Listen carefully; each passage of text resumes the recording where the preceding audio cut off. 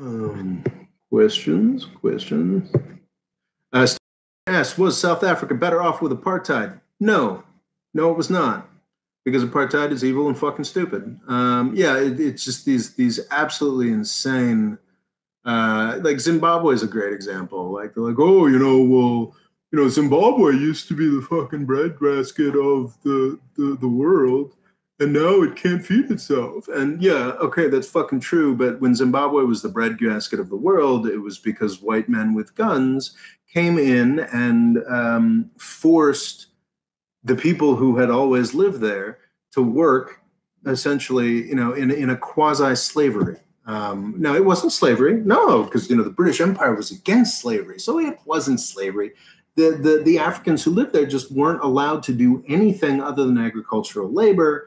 Were only allowed to own certain kinds of land. Were had to do this. So yeah, it's this classic. It's like the Caribbean. The Caribbean actually was so much more profitable. Like, did you know that in the 1700s, the Caribbean was tremendously profitable, was one of the richest regions in the world. Like the Shanghai, the New York City, the London, the Paris, all wrapped in together. That was what was going on in the Caribbean islands. And these cities were some of the richest places in the world. France and Britain were like, their empires were dependent on the money that they got from the Caribbean. Why don't we go back to back then? All we'd have to do would be to enslave everybody in the Caribbean, because that's So like this idea that on certain metrics of the economy or organization, maybe Zimbabwe or South Africa sort of produced more, did more, but it was under fundamentally evil fucking systems. And gee whiz, has the first 30 years of recovery from that fundamentally evil system not been all fired fucking awesome? Well, oh well. We're getting better as a world. Yeah, this whole South Africa's better under apartheid thing is basically people who are, thought that Georgia was better under slavery. Yeah, that's actually kind of interesting. Like you now finally have places like Georgia, the Carolinas, one of the great, over the past 20, 30 years, one of the great success stories in the United States has been some of these old South states, Georgia, the Carolinas specifically. So was the complete uprooting of its slave-based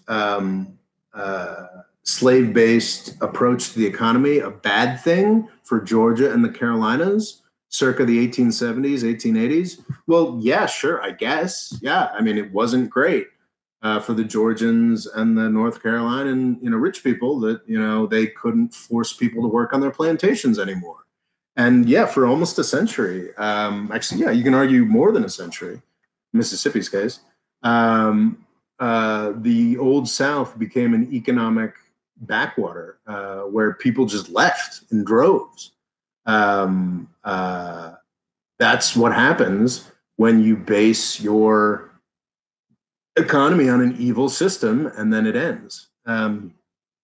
So yeah, on some metrics, maybe South Africa or Zimbabwe were better off. It took a century for Georgia and the Carolinas to find a better way of a successful way to organize themselves post their evil systems. Maybe it'll take South Africa and Zimbabwe a century to find a better way to organize themselves after their evil systems. So yeah, I get really fucking pissed off when people come at me with this, "Oh, South Africa was better under apartheid." Yeah, it was better under apartheid for a couple white people, and maybe people in the U.S. and Britain that own shares in whatever fucking companies were profiting off of South Africa and Zimbabwe back then. So yeah, I have no sympathy for that logic. Thanks, though.